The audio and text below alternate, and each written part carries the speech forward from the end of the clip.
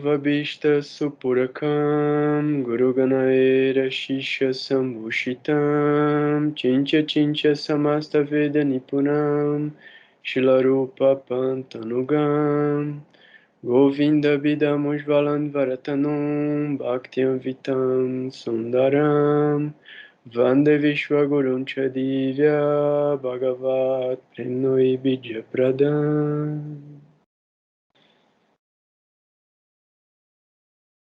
Vanchakalpatarubhyascha Kirpasindhubhya evacha Patitanam Pavanebhyo Vaishnavebhyo Namo Namaha Om Agyanantimirandasya Gyanagyanam Shalakaya Shashurum Militam Yena Tasmai Shri Gurave Namaha Jai Gurudev, Jai Gurudev, Jai Gurudev. Então, boa noite a todo mundo.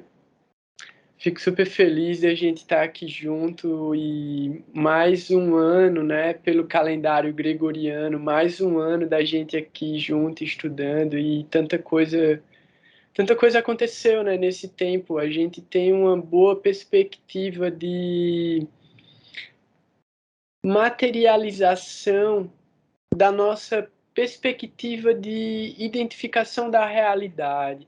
Então, o estudo como a gente veio trazendo até agora, principalmente baseado nas efemérides, então a gente já tinha um conhecimento básico sobre a interpretação das casas, dos signos, dos planetas, das nakshatras, e a gente já estava falando sobre essa matemática que fala sobre o nosso mapa natal e ao mesmo tempo trazendo essa movimentação constante do céu que se chama as efemérides.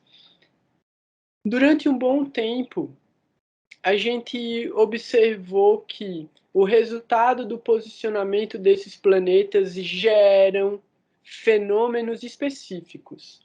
Então, esses fenômenos específicos, eles são, de uma maneira geral, identificados num campo genérico. Por quê? Porque o posicionamento dos planetas em relação à Terra afeta todos os seres vivos.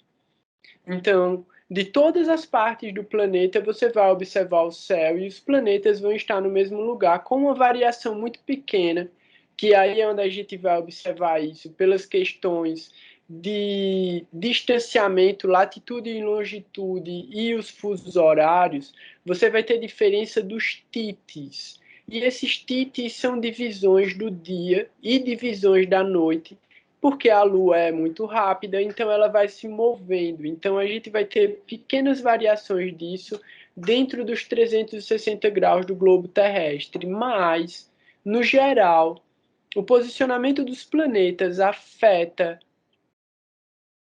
pontualmente o planeta inteiro e todos os seres vivos. Mas então, o que é que diferencia o resultado da manifestação desse fenômeno?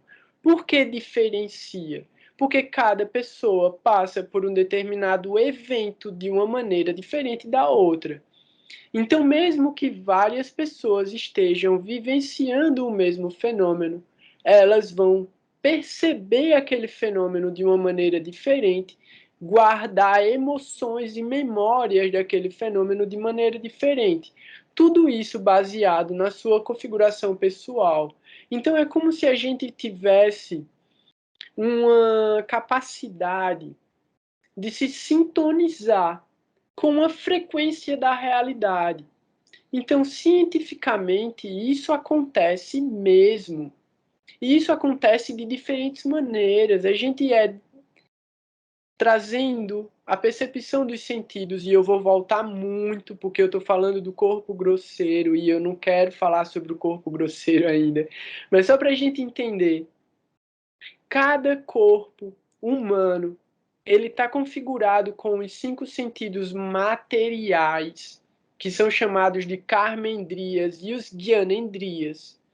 E a gente ainda tem cientificamente provado mais outros 5 sentidos. Mas a gente não vai entrar nesse assunto. Isso é do Philip Tart.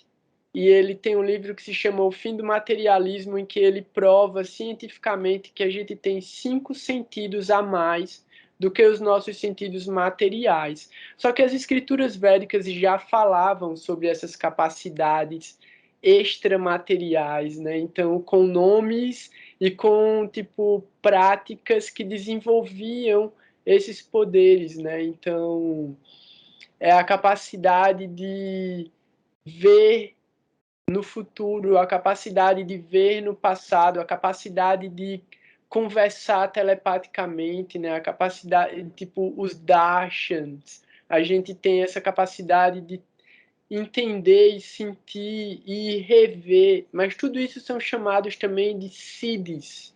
Siddhis são poderes, e esses poderes eles vão ser desenvolvidos ao longo de práticas e ao longo também de encarnações, né, de acúmulos de méritos espirituais. Mas o que eu quero dizer é o seguinte: a gente tem esses 5 sentidos materiais, e esses sentidos materiais, eles são diferentes dos outros animais. Então, assim, a gente enxerga uma gama de cores, mas essa gama de cores não é a gama de cores completa que existe na natureza. Outros animais vão enxergar mais cores do que a gente, ou cores diferentes.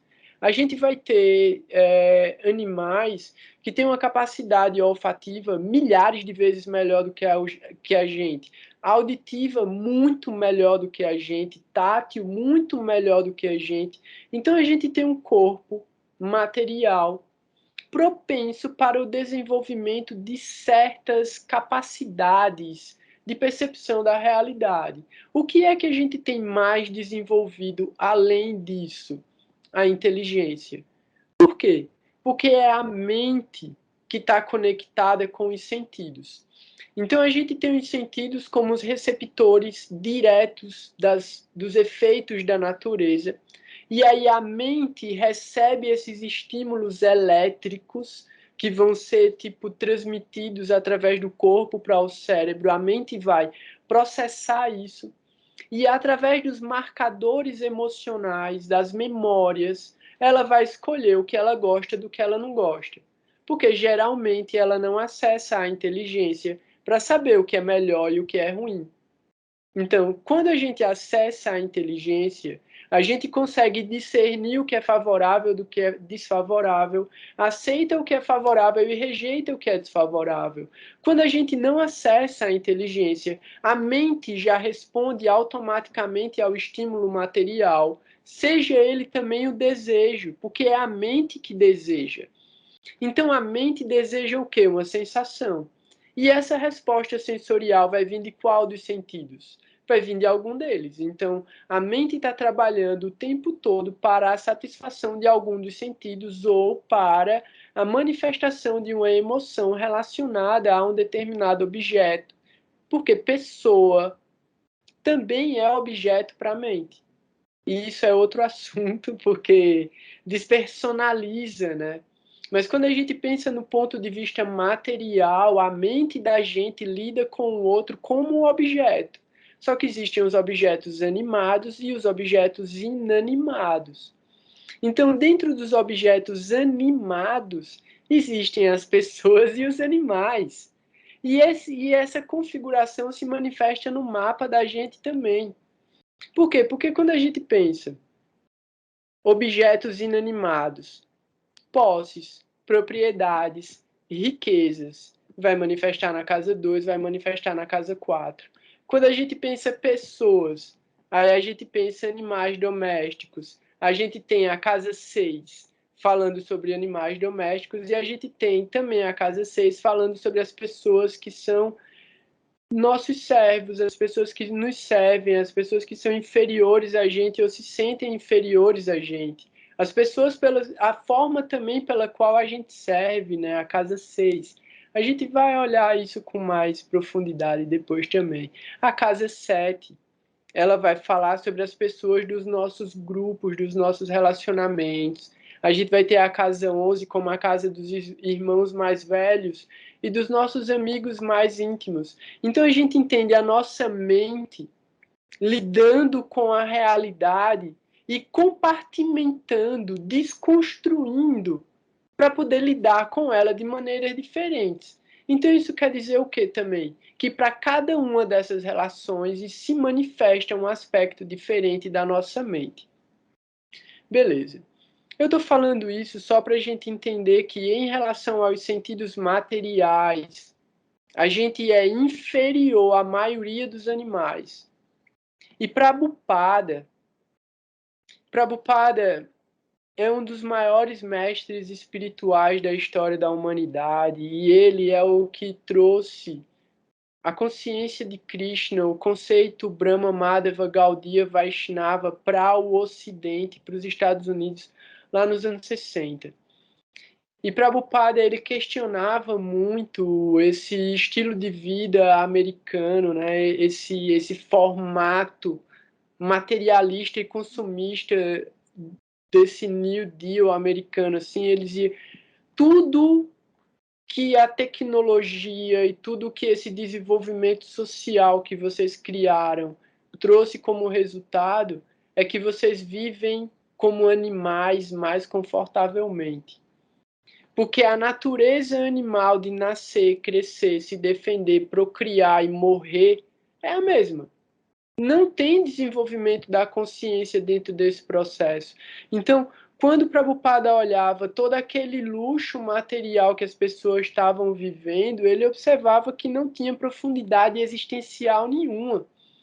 Então, era tudo uma grande cenografia em que as pessoas perdiam a vida delas simplesmente dedicando-se ao desfrute material. Então é quando Prabhupada fala, né, vida simples, pensamento elevado. Por quê? Porque quanto mais você simplificar a sua vida, mais você vai ter tempo de elevar o seu pensamento. E para onde Prabhupada está falando para a gente elevar o pensamento, né? E é aí onde tem, tipo, é onde eu quero começar, né? Tipo, qual é o ponto principal da fala de Prabhupada? Nós não somos esse corpo material, nós somos uma alma.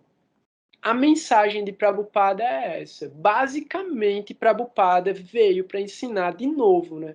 É praticamente mais um avatar que vem para ensinar a mesma coisa.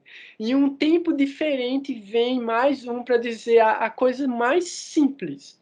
Vocês não são o corpo, vocês são a alma. Só que a alma, nesse tempo, lugar e circunstância, está ocupando esse corpo. Isso significa uma infinidade de coisas, mas tem um só objetivo, que aí é o nome da revista que Prabhupada publicava nos Estados Unidos, De Volta ao Lar. Então, o único objetivo da alma é voltar para o lar, de volta para o Supremo, de volta para o Supremo. De volta para o lar já é um outro, de volta para o Supremo. Então, Prabhupada publicava essa revista e ela era distribuída pelos devotos nas ruas, e isso é o que tornou o movimento tão conhecido no mundo todo. Mas isso por quê?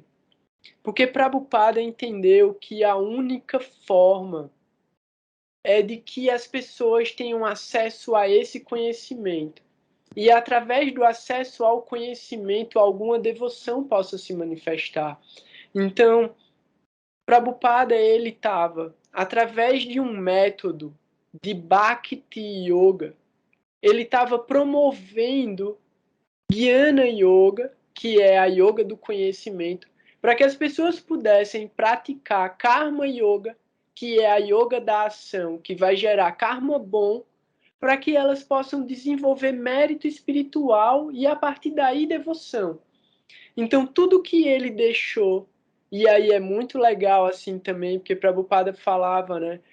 Você vai se atrair pela consciência de Krishna de alguma maneira. Se você tiver mérito para isso, mérito espiritual, sukriti. Então, Krishna, ele já está no seu coração. Se você tiver dado um passo na direção dele, algum desses elementos vai atrair a sua mente para o processo. Então, Prabhupada dizia, ou é a comida, ou é a música, ou é a dança, ou é a cultura, ou é cantar, ou é servir, ou é se relacionar com os devotos. De alguma maneira, a consciência de Krishna ela vai atrair você. Então, mesmo o conhecimento, a parte escritural, então, pessoas que são muito interessadas em conhecimento elevado, elas vão se aproximar. Por quê? Porque é um conhecimento extremamente refinado e elevado, da mais alta ontologia filosófica. Então, assim, quando você pensa nas análises últimas a respeito da transcendência, você vai encontrar as escrituras védicas lá. E principalmente o conceito Brahma, Madhava, Gaudiya, Vaishnava, que até hoje não foi derrotado, né? Então, dentro da cultura filosófica védica, sempre acontecem debates. E esses debates estabelecem os limiares da filosofia para que ela possa evoluir. Então, é sempre tese, antítese e síntese. Então, uma escola filosófica traz uma tese, uma outra escola traz uma antítese. Do debate entre as duas, elas evoluem numa síntese. E aquela que foi derrotada filosoficamente vai ser incorporada pela vencedora. Então, tipo, a filosofia, ela evolui ao longo dos séculos dessa maneira. E é muito legal isso, né? Justamente por quê? Porque é a grande personalidade que estabeleceu a filosofia, essa filosofia que leva esse nome justamente por causa dele, Chaitanya Mahaprabhu. Então é Brahma Madhava Gaudiya. Gaudiya, porque vem do lugar e do nome de Chaitanya, né? Que ele era conhecido como Gouranga, dourado. Então Gaudiya de Gauda também, da Bengala. Então Gaudiya Vaishnava. Então Mahaprabhu estabeleceu o mais alto conceito filosófico de entendimento de Deus, da suprema personalidade, da suprema consciência, através do Srimad Bhagavatam. E o Srimad Bhagavatam é uma das escrituras que fundamentam o estudo da astrologia védica dos Jyotis. E como é que isso acontece? Se a gente vai olhar historicamente para as escrituras básicas da astrologia, você vai ter aí Parashara, com Parashara Hora Shastra, você vai ter Jaimini, que é o discípulo de Parashara e que dá um upgrade no conceito de Parashara, mas ele traz novos conceitos. E você vai ter decorrente disso vários estudos astronômicos e matemáticos feitos pelos sábios alguns 1000 anos atrás, assim, não chega a ser milhares de anos, mas o Surya Siddhanta, o Siddhanta Shiromani e algumas outras escrituras, elas já têm mais de 1200 ou 1300 anos.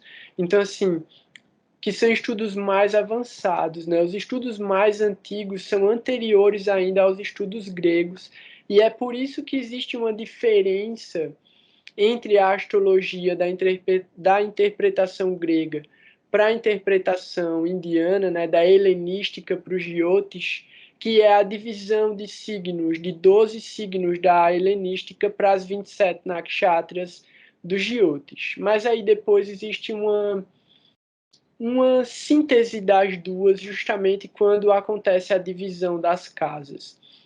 Mas o que eu quero trazer é o seguinte: a gente tem Parashara como o compilador do conceito da astrologia védica, dos Jyotis, e a gente tem Vyasadeva como o compilador das escrituras védicas, dos Vedas. Vyasadeva escreveu os 4 Vedas, Vyasadeva escreveu o Bhagavad Purana, que é o Mahabharata, e o Srimad Bhagavatam, que vem como consequência dessa história.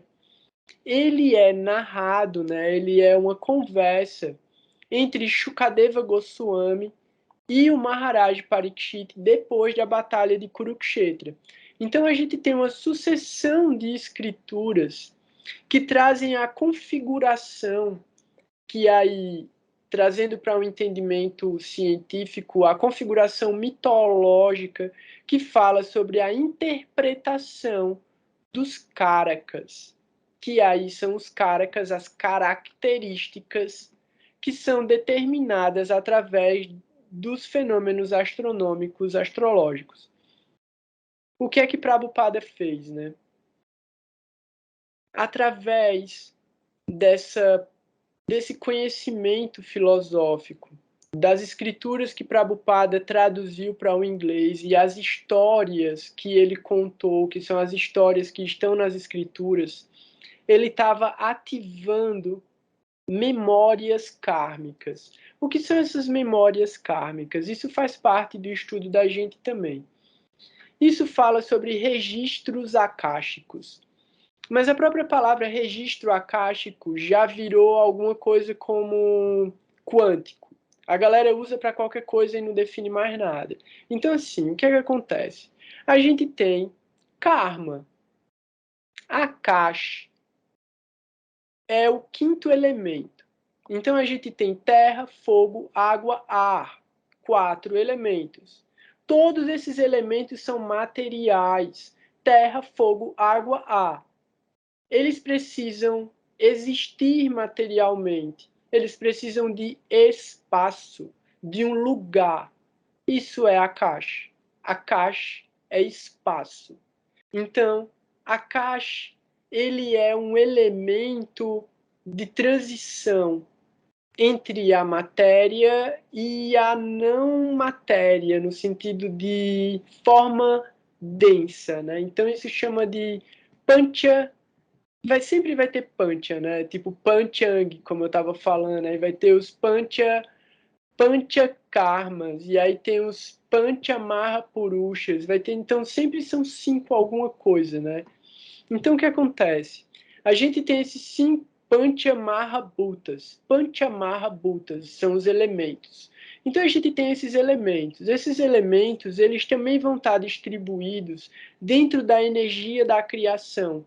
Então a gente sabe que tudo que é material do ponto de vista desses elementos constituintes é feito de terra, fogo, água, ar, e está presente o Akash, para que isso possa se manifestar de alguma maneira. Esses elementos estão distribuídos entre os signos e estão distribuídos entre os planetas. Ainda é anterior a isso que eu quero falar, eu só quero explicar sobre o que Prabhupada fez. Com as palavras que Prabhupada falava, com os mantras e com as práticas, com as comidas, com as canções, com a forma de tocar, com toda a cultura que Prabhupada estava transmitindo. Ele estava... Akash, éter, sim. Akash também é traduzido como éter, mas éter é um elemento material. Então, se você fala éter para alguém, a galera vai achar que é aquele líquidozinho que evapora rápido. Então, é uma tradução limitada da palavra Akash. Akash significa espaço. Então, com toda a cultura que Prabhupada começou a transmitir, fazer as pessoas praticarem e estudarem, ele estava trazendo para a vida daquelas pessoas memórias de práticas espirituais que elas desenvolveram em vidas passadas. Muitas vezes a gente tem esses insights de memórias, de situações que a gente não viveu nessa vida, mas de alguma maneira a gente ouve, e cada pessoa vai ter a sua própria ancestralidade. Só que Sanatana Dharma significa a prática espiritual eterna. Então, a prática espiritual eterna acontece dentro de todas as culturas. Quando você sente uma prática fidedigna de algo que é transcendental, a sua alma reconhece no nível, na frequência que ela está sintonizada. Então, em algum momento, você vai encontrar, de acordo com o seu desejo, com a sua busca, você vai encontrar a sua sintonia espiritual e você vai encontrar a sua frequência divina e você vai se relacionar com ela. E sadhana é a prática diária e constante de limpar essa conexão. Por quê? Porque é como se a gente estivesse tentando sintonizar um canal de rádio e tivesse muito ruído, muita interferência. O sadhana é fazer a limpeza dessa frequência para você só ouvir e sentir e viver dentro do canal que a sua alma e o seu coração vibram. Então, sadhana é sadhana kriya, porque kriya significa limpeza. Então, sadhana kriya é a remoção de toda sujeira que impede o canal de conexão da nossa alma com o plano transcendental. Por quê? Porque a gente não está separado. Porque se a alma que anima o corpo é material e a alma é transcendental. O que é transcendental não se torna material. Então a alma ocupa espaço dentro do plano material, mas ela não deixa de ser transcendental, ela continua sendo feita de 3 elementos: Sat, Chit e Ananda. A alma é feita de eternidade, conhecimento e êxtase. Êxtase de bem-aventurança, de prazer transcendental. A alma é feita desses 3 elementos. Esses 3 elementos são constituintes eternos da nossa alma. Só que a gente está tão envolvido por camadas de ignorância que a gente perde a conexão com esses elementos transcendentais e a gente fica completamente voltado para a energia material, que é a energia ilusória, mas é uma energia divina também. Então é muito legal, assim, tem tipo muito conteúdo filosófico que a gente consegue transferir cientificamente para o entendimento da gente que está dentro da base do conhecimento védico. Então o que eu quero dizer? Prabhupada já explicou que a gente é a alma. Prabhupada deixou vários códigos, várias senhas de ativação da memória da nossa alma. Então, formas pela qual a gente pode diariamente fazer um pouquinho e trazer de volta a nossa identificação com a nossa alma.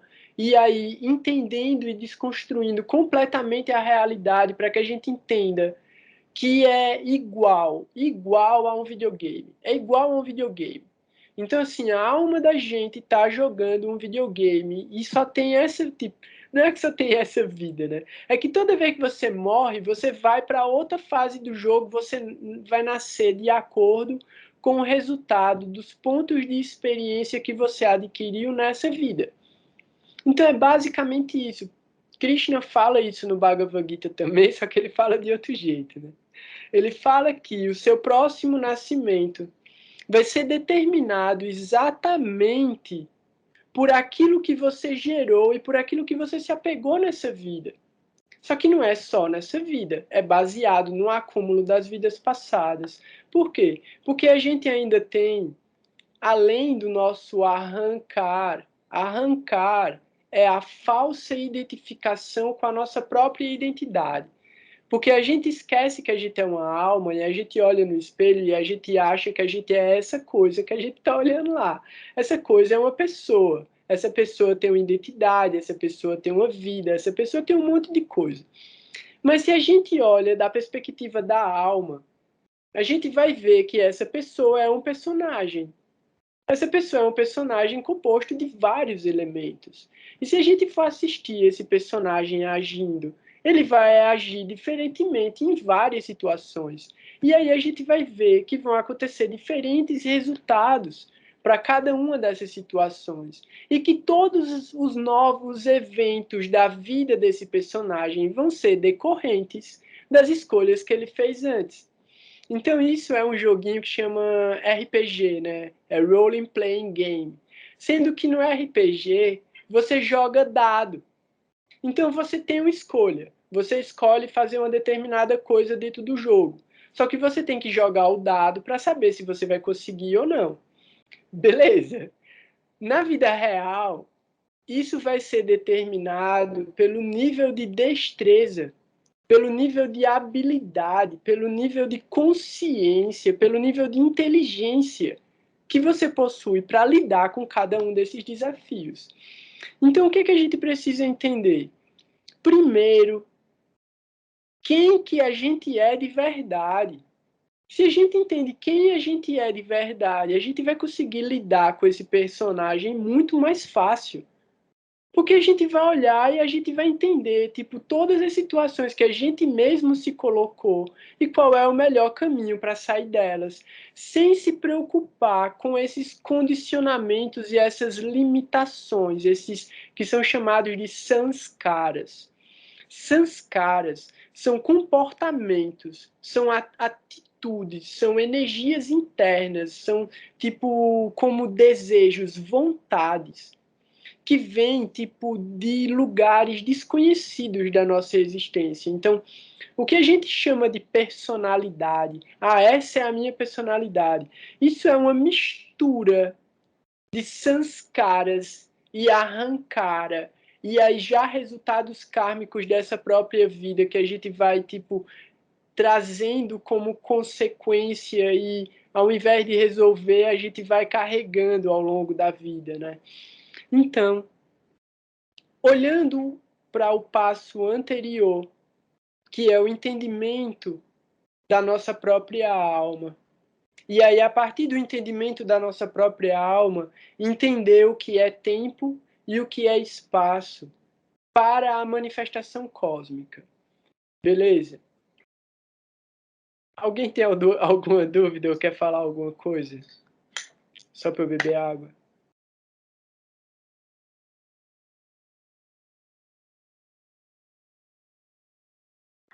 Beleza. Então é o seguinte. Como eu estava falando, o Srimad Bhagavatam é conhecido como Bhagavat Purana. E ele está dentro de um contexto que é um contexto extremamente complexo e extenso e cheio de personagens históricos que antecedem e aparecem depois ainda também da Batalha de Kurukshetra. A Batalha de Kurukshetra é um marcador histórico da civilização desse planeta. E essa batalha ela aconteceu 5.000 anos atrás, num lugar que fica próximo a Nova Delhi. E foi a maior guerra que já existiu, assim, tipo, é realmente um fato histórico e é uma coisa absurda essa guerra. Mas, resumindo a história, a gente tem personagens que aparecem antes e depois dessa história que são muito importantes para o entendimento dos eventos e dos arquétipos. Por que arquétipos? Uma das coisas que é um dos paralelos, né, do estudo dos Jyotish com o estudo da filosofia é que o Jyotish vai apresentar configurações energéticas que vão se manifestar como fenômenos a partir de arquétipos específicos. Esses arquétipos eles são descritos com profundidade através de algumas escrituras. Uma das escrituras fundamentais que descreve a manifestação arquetípica desses fenômenos e é a base para o estudo da astrologia védica do ponto de vista mais espiritual é o Srimad Bhagavatam. Um dos segredos do estudo do Srimad Bhagavatam é o seguinte: ele está dividido em 12 cantos. Não são 12 capítulos, são 12 cantos. Então são 12 tomos. Cada um desses tomos tem muitos capítulos dentro, mas são 12 tomos. Cada um desses tomos ele vai falar sobre a energia respectiva a uma das casas do mapa natal. Uma das casas, das 12 casas, porque a gente vai observar isso se manifestar nos mapas divisionais também. Mas, basicamente, cada um dos cantos traz em profundidade o conhecimento a respeito da casa que ele fala. Então, o primeiro canto fala sobre a primeira casa, o segundo canto fala sobre a segunda casa, até o 12º canto. Alguns assuntos que aí a gente vai ver, pô, mas essa história está no 10º canto, devia estar no 8º, porque fala sobre os aspectos da 8ª casa. Você vai entender quando você estiver estudando as nakshatras e entender qual é o significado mais profundo daquela nakshatra. Mas o que é que antecede a isso? Antecede a própria criação. Srila Sridhara Maharaj, ele tem um livro que foi feito a partir de gravações de conversas que ele teve com os discípulos e várias aulas que ele deu. Então ele tem vários livros que foram feitos dessa forma, porque ele mesmo não escreveu nada à mão, ele só dava aulas. Então se chama A Evolução Subjetiva da Consciência. No primeiro capítulo desse livro, ele está respondendo às perguntas de um cientista, e esse cientista está questionando ele justamente sobre a manifestação da alma, de onde vem a alma. E existem diferentes interpretações e versões da origem da alma, mesmo dentro da filosofia védica. E da mesma forma que existem várias origens, existem várias metas últimas, entendendo meta última como o lugar para o qual a alma deve ir. Beleza. Resumidamente, Srila Sridhara Maharaj ele explica o seguinte: existe uma forma, uma suprema manifestação da consciência, o todo orgânico. E esse todo orgânico possui uma energia interna e uma energia externa. E para que se manifeste a energia interna e a energia externa, existe uma energia intermediária. Essa energia intermediária, esse plano intermediário é chamado de Brahman. É o plano impessoal, é o plano imanifesto. É o lugar onde os budistas chamam de Nirvana, a paz celestial, o lugar sem forma e sem qualidades. Por quê? Porque Nirvana significa o apagar da chama. Então é um lugar onde nada se apresenta com forma individual, é o lugar da dissolução do ego. Então, quando o ego, a personalidade e toda a identificação deixa de existir e a alma escolhe o sono sem sonhos.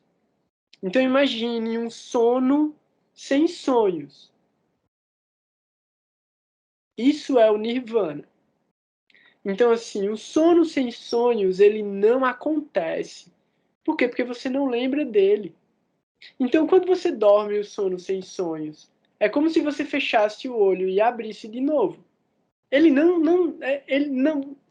ele existe e ele não existe ao mesmo tempo. Isso é o Brahman. Isso é esse lugar. Então, quando você vê uma filosofia falando sobre a paz, sobre a luz, sobre tipo o amor de uma forma abstrata, eles estão falando sobre esse lugar. Essas pessoas querem ir para esse lugar, elas querem se refugiar nesse lugar. Então, quando a gente pensa, o plano interno é o plano positivo, é o plano da consciência. O plano externo é o plano negativo, é o plano da matéria. Entre esses dois planos está esse Brahman, que também é chamado de Tatastha Shakti. Shakti significa potência. Shakti também é o aspecto feminino de Deus. Então existe Purusha e Shakti, ou Shiva e Shakti, Purusha e Prakriti. Então a gente tem isso como o masculino e o feminino, o positivo e o negativo. Mas essa dualidade não se manifesta nos aspectos de bom e mal, isso é outra coisa.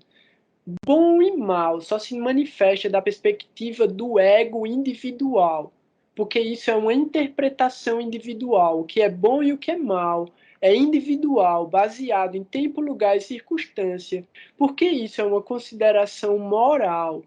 Então, cada época, cada cultura e cada pessoa vai ter uma consideração sobre o que é bom e sobre o que é mal, e o que é transcendental está além do que é bom e do que é mal. O que é transcendental está além da bondade, da paixão e da ignorância. Então é nirguna. Nir é também, né, além dos gunas. Então nirguna. Gunas são esses modos da natureza material. Então o que é transcendental vai além do que essas interpretações materiais. Voltando.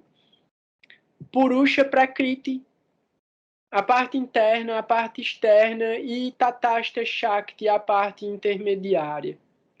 Dessa parte intermediária, que é onde essas consciências, algumas dessas consciências, escolhem se dissolver. Então é como se uma gota d'água caísse dentro do oceano. Desse oceano,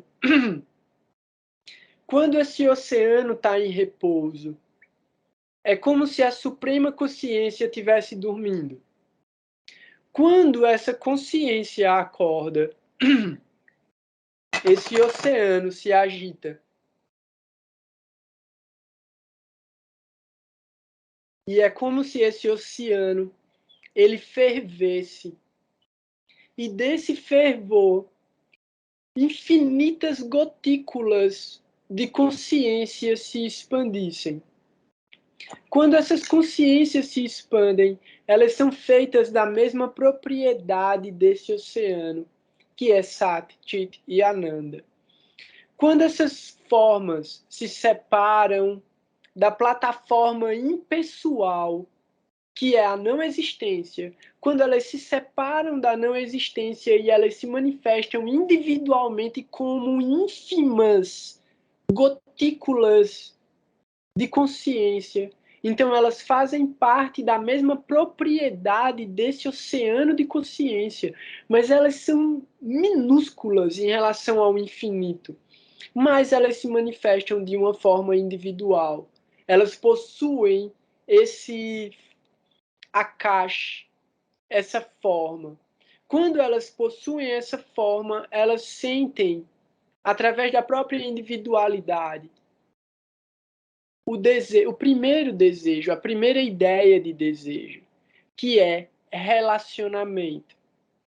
Então essas consciências elas vão escolher se relacionar com a suprema personalidade de Deus ou com as outras consciências. Como é que isso acontece? Na hora que essas partículas se separam dessa plataforma intermediária, ou elas entram para o plano positivo ou elas saem para o plano negativo. Qual é a diferença? No plano positivo, todas elas entendem que são partículas minúsculas que vão se manifestar com um todo orgânico. Quando elas escolhem o plano material, elas acham que elas são os controladores e elas querem se apropriar do plano material para o seu próprio interesse. Então, o que é que acontece? Como a parte interna é composta, tudo dentro do plano positivo é composto simplesmente de Sat, Chit e Ananda. Então, quando essa alma ela se separa e ela vai para o plano positivo, ela é pura consciência entrando dentro da consciência, só que de uma forma pessoal. Ela não perde a identidade dela, ela não perde a individualidade dela. Por quê? Porque ela vai se relacionar com Deus de uma forma pessoal. Então ela entendeu Deus de alguma maneira e ela quer se relacionar com Deus de uma maneira pessoal. Qual é o exemplo disso? Jesus falava: Deus é o meu Pai. Pronto. Deus é o pai dele, então ele tem uma ideia de Deus como o pai dele. Não é o pai José. Ele sabe que não é José que é o pai dele, é o pai dele. Quais as qualidades que esse pai possui? Jesus passou a vida dele inteira falando. O que é que precisa para entrar no reino do pai de Jesus? Ele passou a vida dele inteira falando. Então existe um processo, existe um lugar, esse lugar possui qualidades e existe uma pessoa suprema naquele lugar chamada de Deus, por Jesus, porque Deus é um nome genérico. Com certeza Jesus chamava o pai dele por um nome, porque o nome do pai de Deus tinha qualidades e para os judeus esse nome é impronunciável. Então a gente vai ver que todas as culturas estão falando sobre a mesma coisa. Só que cada uma delas pegou numa parte diferente do elefante e está dizendo que o elefante é de um jeito diferente. Mas é o mesmo elefante. Então isso é uma história, eu não sei se todo mundo sabe, mas é tipo, juntaram um monte de cego e botaram os cegos do lado de um elefante. E aí cada um dos cegos pega numa parte diferente do elefante. Um pega no rabo, um pega numa perna, um pega na barriga, o outro pega no chifre e o outro pega na tromba. Cada um vai dizer que o elefante é de um jeito diferente. Quem é que está errado? Não tem ninguém errado. Só que aquele que pegar o elefante inteiro ou que estiver enxergando o elefante vai ter um conhecimento superior. Então é tudo uma questão, novamente, de tese, antítese e síntese. Se todos esses caras trocassem informação ao invés de discutirem, eles chegariam à concepção completa do elefante. E é isso que a filosofia védica faz. Ela vai ao extremo da abstração a respeito da transcendência para poder chegar no limite e dizer, véi, isso aqui é o mais elevado que tem. Então, qual é a ideia? Voltando à história, saindo do elefante. Cada pessoa vai se identificar com Deus de uma maneira diferente e através dos méritos espirituais que ela acumular, ela vai para uma morada celestial diferente, de acordo com seu nível de entendimento do que é divino.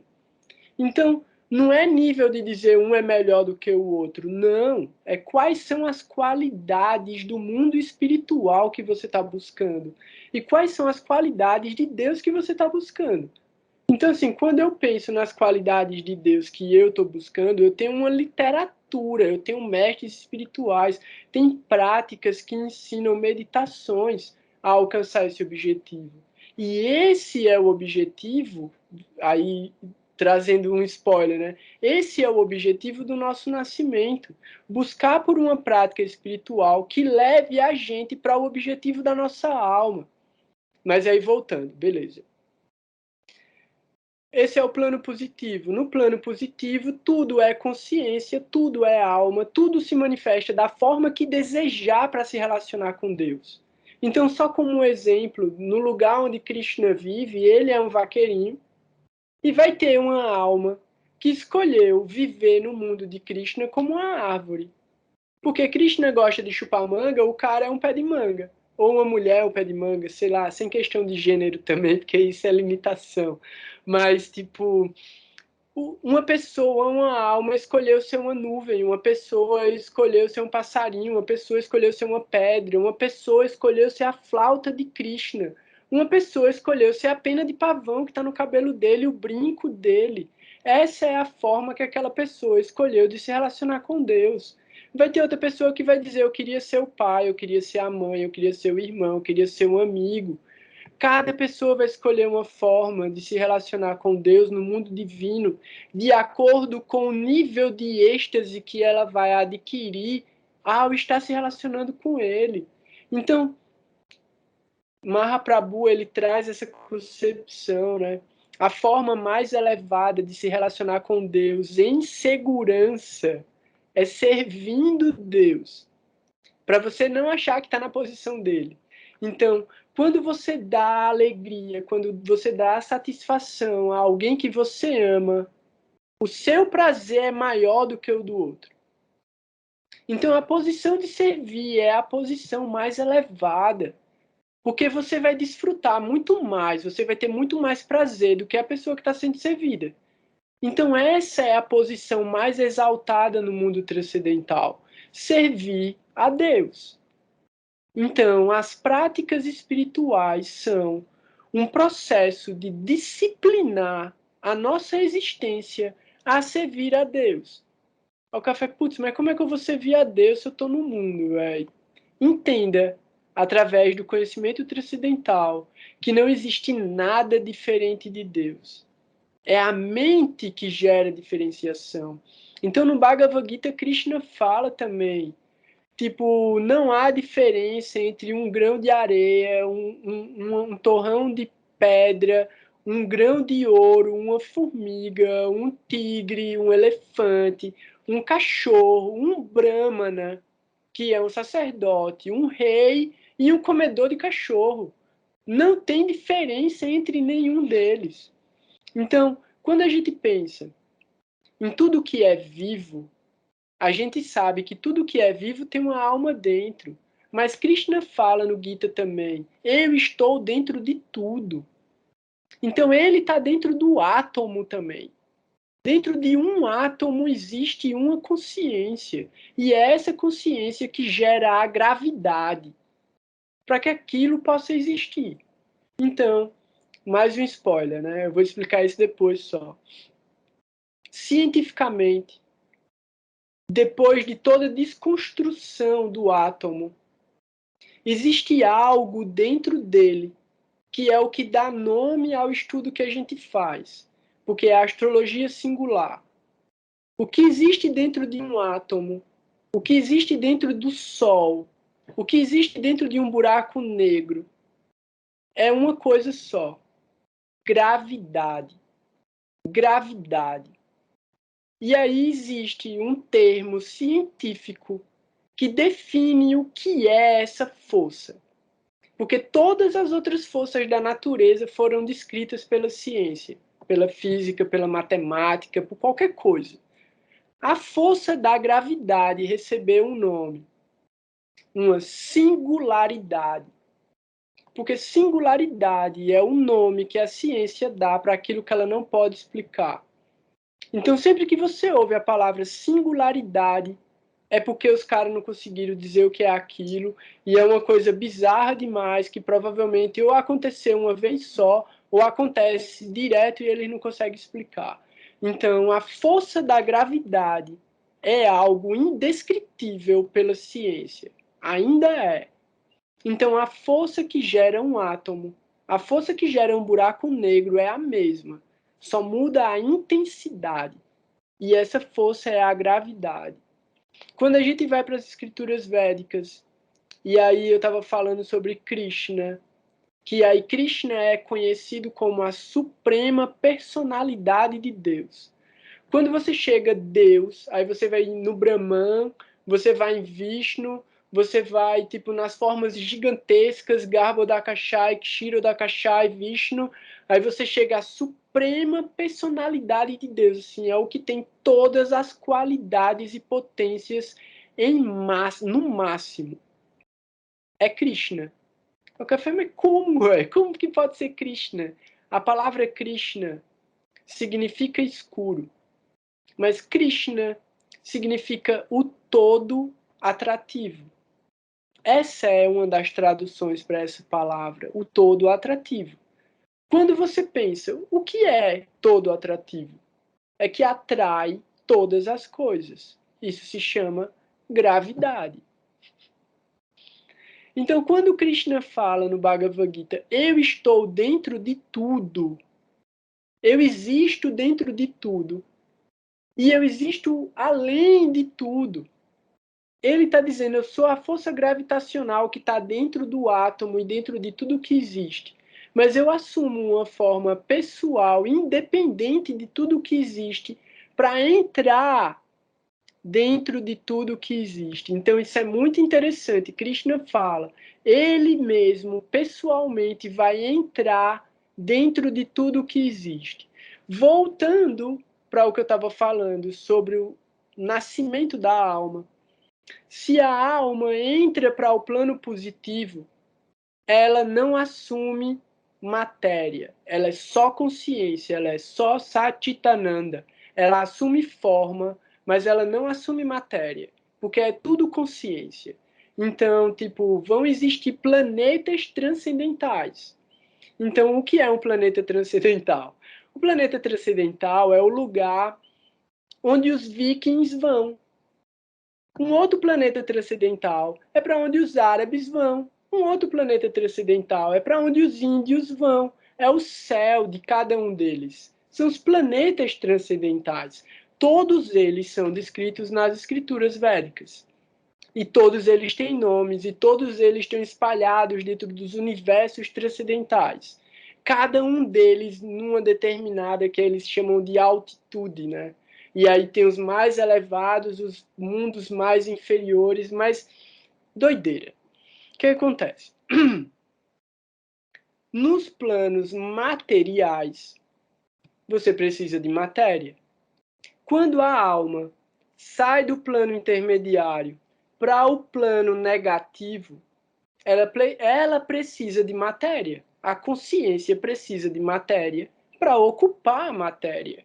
Então, a primeira coisa que se manifesta sobre Satchit Ananda se chama Chidabhasa. Chidabhasa é como, tipo, lembrando, né? Imagina uma bolinha de sabão. A membrana da bolinha de sabão, ela não é feita de sabão e não é feita de água, ela é feita de energia. Então a gente está imaginando a alma assim. A gente está imaginando que dentro da bolinha de sabão tem Sati, Chit e Ananda, e essa bolinha de sabão é feita de energia. É uma membrana de energia. Quando essa membrana de energia vai para um plano positivo, ela pode assumir qualquer forma sem matéria. Através do desejo da consciência, a qualquer instante ela vira qualquer coisa para se relacionar com Deus. No plano da matéria, quando essa bolinha vai para a matéria, a primeira coisa que ela adquire é Chidabhasa. Chidabhasa é essa membrana fica opaca. Chidabhasa significa o enevoamento. O enevoamento, então o enevoamento é o quê? A sujeira, a primeira sujeira, o embaço, embaça a sua visão. E você perde a capacidade de perceber Sati, Chit e Ananda. Quando isso acontece, uma outra camada mais grossa ainda reveste essa bolha, que se chama arrancar. Que na hora que você perde a capacidade de ver o que é transcendental, você passa a ver simplesmente você, ver a si mesmo. E quando você vê a si mesmo, você adquire uma falsa identidade. Você deixa de ter a identidade da sua alma e você passa a ter a identidade da matéria. Isso se chama arrancara. Então esse arrancara, ele já cria a sua identidade material. E essa identidade material vai se manifestar ao longo de milhares de vidas dentro da plataforma do universo material, que é o universo Shakti, que é o plano negativo. Esse plano negativo, ele também é conhecido como Maya. Então, Maya é a ilusão. Maya significa aquilo que não é. Por quê? Porque tudo que existe dentro do plano material é um reflexo pervertido do que existe dentro de algum plano transcendental. Então a gente vê representações de mundos transcendentais e de mundos inferiores acontecendo materialmente nesse mundo por causa das frequências que as pessoas vibram, porque é onde elas estão sintonizadas. Então o que acontece? Essa alma, ela vem passando vida após vida, nascimentos nesse mundo, tendo desejos, realizando ações e acumulando karma. Então a gente acumula karma positivo, a gente acumula karma negativo, e quando a gente tem práticas espirituais sinceras e verdadeiras mesmo, de devoção e amor, a gente acumula uma outra energia que se chama Sukriti. Então, só para a gente ter uma analogia, seria como karma bom vai dar bens materiais para você, vai dar beleza, vai dar inteligência, vai dar filhos bonitos, filhos inteligentes, vai dar um trabalho bom. Karma bom vai dar um monte de coisa boa para você. Karma ruim vai trazer cobrança, vai trazer tipo sofrimento, vai trazer testes, vai trazer aflições. Quando a gente pensa Sukriti, Sukriti são como milhas de passagens aéreas. O que acontece? Vai ter um lugar que você só vai conseguir entrar com essas milhas acumuladas. Você não consegue comprar uma passagem para lá. E aí Shrestha Maharaj falava ainda, imagine que você precisa aprender sobre o lugar para onde você quer viajar. Na medida que você está aprendendo sobre esse lugar, você está acumulando milhas. Só que para entrar naquele lugar, você precisa de um passaporte. E nesse passaporte precisa estar a sua verdadeira identidade. E não a personalidade que você acha que tem. Você não pode falsificar o seu passaporte para entrar no mundo transcendental. A pessoa que você é não é apta para entrar no mundo transcendental. É a sua alma que é. Então entenda quem é a sua alma. E tire o passaporte da sua alma. Beleza. Se você acumular milhas e você tiver o passaporte da sua alma, você ainda vai precisar de um visto. Você precisa ser aceito pelo agente alfandegário do plano transcendental. Os caras precisam querer você lá. Então, assim, o que é que você vai fazer no mundo espiritual? Porque se você chegar para o cara lá no interrogatório, lá, o FBI da alfândega do mundo espiritual, você chegou lá, velho, o cara vai dizer, meu irmão, o que é que você veio fazer aqui? Aí você vai dizer, eu vim curtir. Ele vai dizer, velho, para curtir, volte para lá, para onde você estava. Aqui não é um lugar para você curtir, aqui é um lugar para você servir. Aí qualquer outra resposta diferente disso, você vai ser mandado para lugares diferentes. Você não vai conseguir o visto de entrada no mundo transcendental. Então, quando fala, né, Guru Parampara, a sucessão discipular, ela é feita justamente por quê? Porque todos esses mestres conectados fidedignamente, através de devoção, através de afeto, através de sinceridade, com o próprio Guru, estão conectados com o plano transcendental. Então é como se a gente tivesse acesso à pessoa que vai garantir o visto da gente na entrada no mundo transcendental. Quem é ele? É o mestre espiritual. Então, quem é o mestre espiritual? Cada pessoa vai ter um mestre espiritual. Existem diferentes mestres espirituais, existem diferentes níveis e qualificações e qualidades de mestres espirituais. Então, de acordo com a forma como seu coração se sintoniza, você vai encontrar o seu mestre também. Então, pode ser Jesus, pode ser Saint Germain, pode ser Buda, pode ser Alá, não, Alá não, como é o nome dele? Esqueci. Mohamed, Maomé. Pode ser Maomé, pode ser qualquer um desses grandes mestres. E o que acontece? A partir do resultado desses karmas bons e desses karmas ruins e do Sukriti, a gente tem a possibilidade de desenvolver vida espiritual. E é essa vida espiritual que vai garantir para a gente esse entendimento do que é a nossa alma e do dever da nossa alma. Beleza.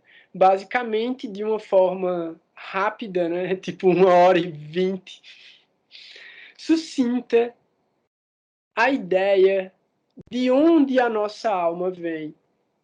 Qual foi o primeiro equívoco que ela cometeu? Quais são as características básicas dela? E qual é o processo pela qual ela deve ou pode voltar para casa? E aí o que acontece? Eu estava lendo justamente o Srimad Bhagavatam, numa parte que fala sobre a criação, da forma universal. E aí o que acontece? No final do capítulo 5, é uma conversa entre Vidura, que é um personagem que é irmão do rei, ele é um dos irmãos. Existem 3 irmãos. É Vidura, Dhritarashtra e Pando. Dhritarashtra vai ter 100 filhos. Só que ele não é muito legal. Pando vai ter 5 filhos, e os 5 filhos de Pando são filhos dos deuses. E Vidura escolhe não ter filhos. E aí tem uma história que antecede a isso também, por quê? Porque os 3 são filhos de Vyasadeva. Vyasadeva é o filho de Parashara. Parashara é o criador dos Jyotis. Vyasadeva é o que fala, o que escreve, ele fala, né? Porque quem escreve é Ganesha. Ele fala os 4 Vedas e ele conta toda essa história. Vyasadeva conta a história da guerra, ele conta a história durante a guerra e depois da guerra. Então, beleza.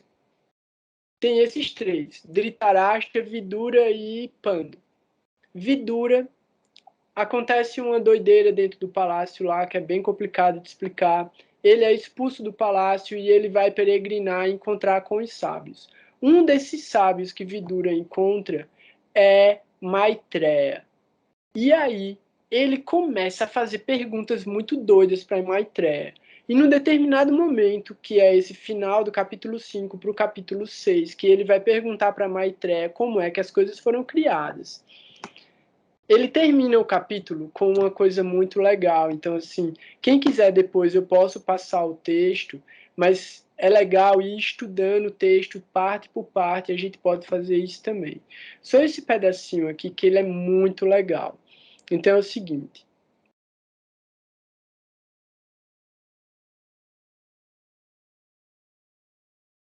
Pronto.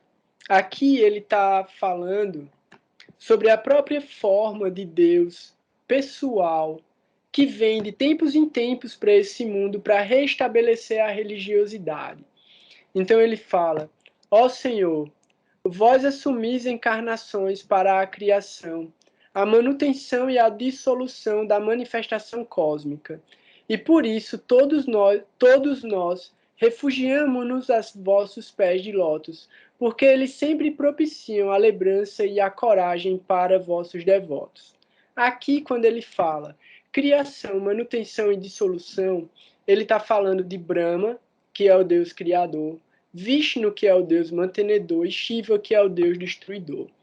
E aí ele fala: ó Senhor, as pessoas que estão enredadas pela indesejável ansiedade do corpo temporário e dos parentes, e que estão atadas a pensamentos de meu e eu, não são capazes de ver vossos pés de lótus, apesar de vossos pés de lótus estarem situados dentro de seus próprios corpos.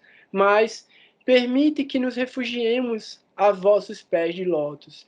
Então aqui ele está falando, você que é Deus, que é o Criador, o mantenedor e o destruidor de tudo, e que vive no coração de todos, é imperceptível por aqueles que só conhecem a matéria. Então ele está dizendo, você está dentro do coração de todo mundo. Ó Senhor, as pessoas que por causa de sua atitude séria chegam ao estágio do serviço devocional imaculado, alcançam o significado completo da renúncia e do conhecimento, e simplesmente atingem o Vaikunta no céu espiritual, simplesmente por beberem o néctar de vossos tópicos.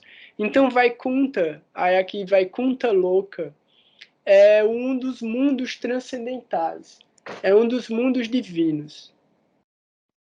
E os outros, que se tranquilizam por meio da autorrealização transcendental e subjugam os modos da natureza em virtude de um poder e conhecimentos sólidos, também entram em vós, mas para eles é muito doloroso, ao passo que o devoto simplesmente executa serviço devocional e deste modo não sente nenhuma dor.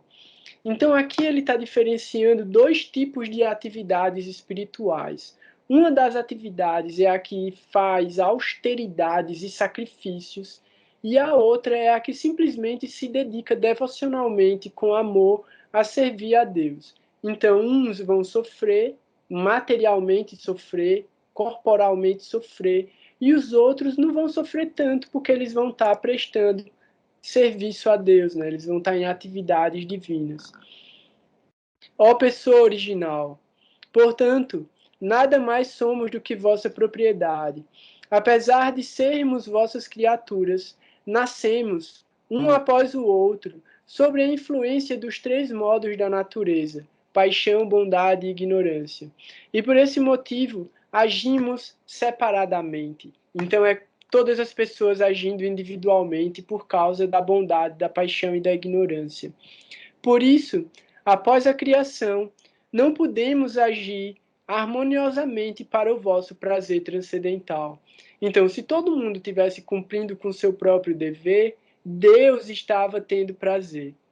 Então, ó não nascido, por favor, esclarecei-nos a respeito dos processos e meios pelos quais possamos oferecer-vos todos os grãos e objetos desfrutáveis, para que tanto nós quanto todas as outras entidades vivas nesse mundo possamos nos manter sem perturbação e possamos facilmente satisfazer as necessidades da vida, tanto para vós quanto para nós mesmos. Vós sois o original criador pessoal de todos os semideuses e das ordens de diferentes gradações, e não obstante, sois o mais velho e sois imutável. Ó Senhor, não tendes origem ou superior. Fecundastes a energia externa com o sêmen da totalidade das entidades vivas, e não obstante sois não nascido. Ó Eu Supremo, por favor, dai a nós que fomos criados no começo do Maha-Tátua, a energia cósmica total, vossas amáveis orientações sobre como devemos agir. Por favor, concedei-nos vosso conhecimento perfeito e potência para que possamos prestar-vos serviço nos diferentes setores da criação subsequente. Então aqui é muito legal, porque ele está perguntando, mas ele já está dizendo qual é a posição dele. Ele já está dizendo, eu já entendi que eu sou uma alma, eu já entendi que eu tenho uma parada para fazer, eu já entendi onde eu tô, eu só quero, me oriente para não cometer mais erros dentro do meu próprio processo. Então, o Maha-Tátua é todo esse universo material. Então, a gente está nascendo em infinitos tipos de corpos para poder desenvolver a verdadeira identidade da gente que está conectada com o plano transcendental. Beleza. A gente tem o tempo do universo para conseguir fazer isso. Pode ser que não dê tempo. Infinitas almas, bilhões, trilhões de entidades vivas vão passar a existência do universo inteiro sem avançar espiritualmente. E quando o universo for destruído, todas elas vão voltar para aquele oceano. Porque é o momento, resumindo também, é como se essa superconsciência, o todo orgânico, ele está acordado 12 horas e ele está dormindo 12 horas. Quando ele está acordado, tudo existe, o universo inteiro existe. Quando ele dorme, o universo inteiro deixa de existir. O dia dessa entidade cósmica é a duração do universo. Se não der tempo das entidades vivas que estão aqui dentro desenvolverem uma conexão com o plano positivo, onde tudo é consciência, elas vão dormir junto com esse todo orgânico. E quando todo orgânico acordar de novo, elas vão voltar para o lugar onde elas estavam. Quer dizer que esse mundo, do jeito que a gente conhece, vai voltar a acontecer? Não. É diferente. Por quê? Porque eu já falei outras vezes, mas o que é que acontece? O karma não é com uma pessoa. O karma não é por causa de uma coisa que acontece, não. A coisa que acontece é resultado do karma. O karma é a emoção relacionada à memória de um evento. Então você pode sentir a mesma coisa com milhares de pessoas diferentes em infinitas situações diferentes. Por quê? Porque você tem um karma para resolver. Então, enquanto você não entender o que é que significa a origem dessa emoção, e você possa transformar essa emoção, polarizar essa emoção, digerir essa emoção, transcender essa emoção, você vai estar condicionado por esse karma. Isso é o samskara.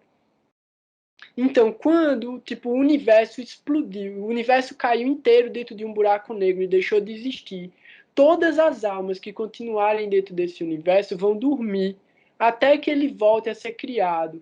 E um momento específico, que é como se o universo fosse o tempo e o espaço, não o universo, o tempo e o espaço, fosse um quebra-cabeça gigante.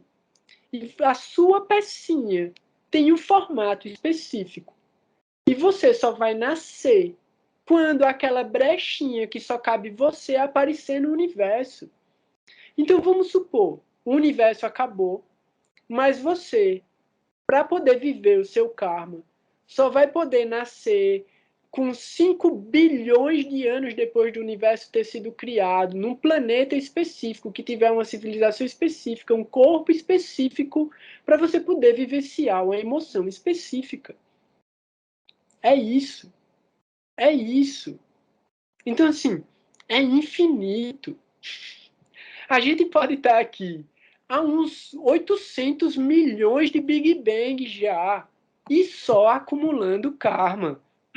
Porque, assim, não se acaba, é infinito.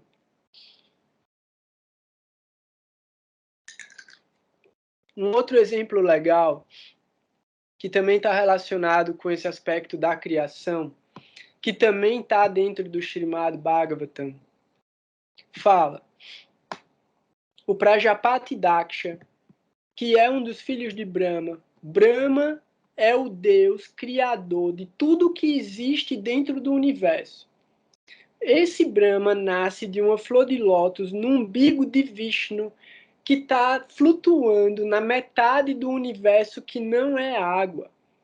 Então, assim, tem um Vishnu que é Karunadakashai Vishnu. Do umbigo dele nasce uma flor de lótus. No topo dessa flor de lótus nasce Brahma. Sendo que esse Karunadakashai Vishnu já está dentro de um universo que é uma bolha. Só que é uma bolha do tamanho do nosso universo. E ele está lá deitado nesse universo, tem um oceano cósmico, e ele está deitado nesse oceano, e a ciência fala que o espaço tem propriedades líquidas, e os planetas flutuam. E justamente um buraco negro é uma coisa tão pesada que fura. É como se fizesse um buraco que atravessa essa tensão líquida e cria um ralo onde essa matéria escorre e desaparece, que ninguém sabe para onde vai. Mas isso é muito difícil porque o Stephen Hawking provou uma parada e os caras estão tipo descobriram outras coisas agora, as ondas Hawking. E as ondas Hawking são o resultado da informação. E essa informação ela não é destruída. Então isso é uma coisa muito legal. Por quê? Porque fala, tipo, desde o Lavoisier fala, tudo no universo, nada se constrói, nada se destrói, tudo se transforma. Então a energia que existe dentro do universo, ela é tipo constante. Ela se transforma, mas ela é uma constante. Ela existe desde o começo e ela vai até o fim.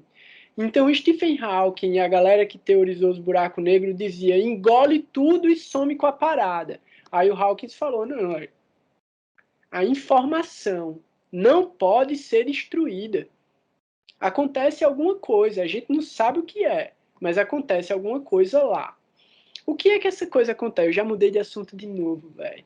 Mas isso é muito legal, isso é muito legal, isso é muito legal. Quem quiser que eu fale sobre o buraco negro, levanta a mão. Beleza, o que é que acontece? O buraco negro, velho, é a extrema manifestação da gravidade total. Dentro do conceito pessoal da manifestação cósmica, tudo é consciência. Se um átomo é consciência, uma estrela é consciência também. Quando a gente estuda astrologia, a gente sabe que o Sol, que é essa estrela que a gente tem aqui perto da gente, se chama Surya Dev.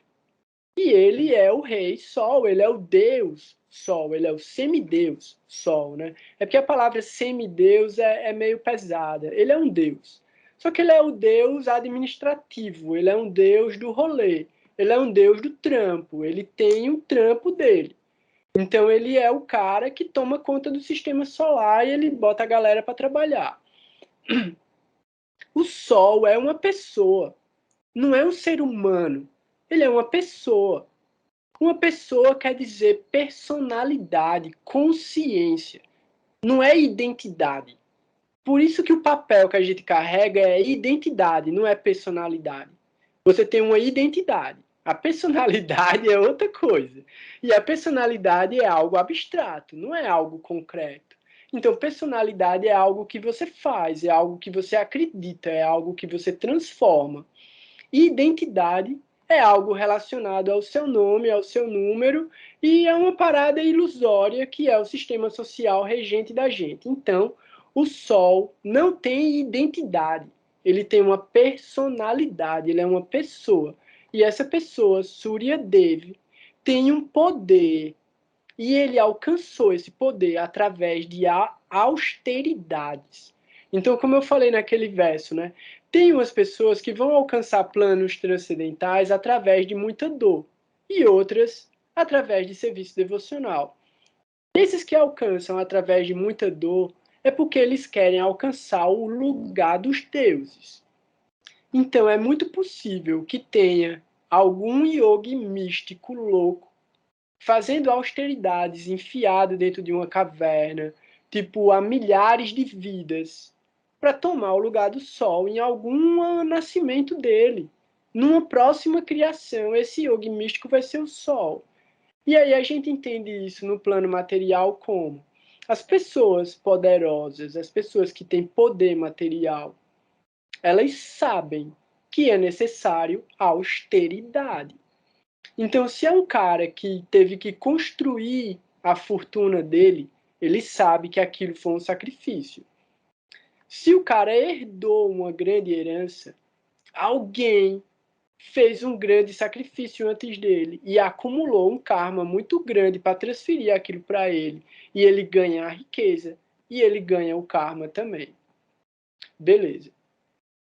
Entendendo essa grande potência acumulada para se tornar uma estrela, para se tornar o Sol.